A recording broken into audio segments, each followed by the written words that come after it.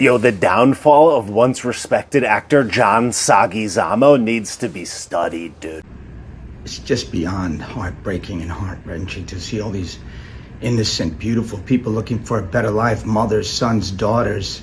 This isn't a preliminary read-through of John's next script. It's his emotional plea for the people throwing cinder blocks, chunks of sidewalk, and Molotov cocktails at cops in Los Angeles. Oh yeah, and burning Waymo vehicles for no reason at all. Fathers who look just like my family being picked up by pogroms and disappeared into gulags and detention camps.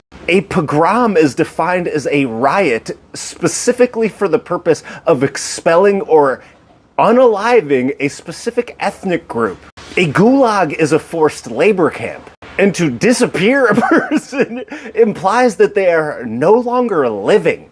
John here is suffering from soggy brain, official medical term, Oatmealbrain, because the pogrom is the police, the gulag is temporary detention, and disappeared is taken off the street where they're burning things, or because they came here illegally.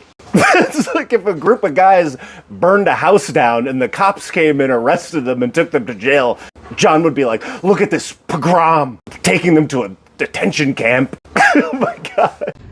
And their only crime was being brown and indigenous, and then disappeared just like that. And no, John, their crime was not just being brown. Their crime was crossing the border illegally. And just because they might look like you or your family members or whatever doesn't mean it's an ethnic removal, dude.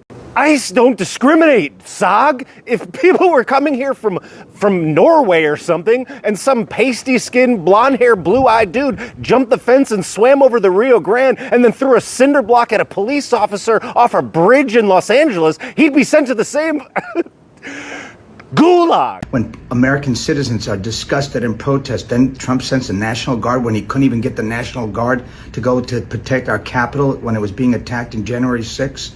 They're not just protesting, John! How many Waymo vehicles were burned on that day in January, John? How many Molotov cocktails were burned on that day in January, John? How many chunks of sidewalk were hammered up with chisels and then thrown at police officers, John? How many fires were started, John? How many highways were blocked, John? How many locations were affected, John? The only reason for these mass deportations, who the architect is Stephen Miller and makes Trump happy, is racism. Yo, somebody come get your boy. Whose Tio is this?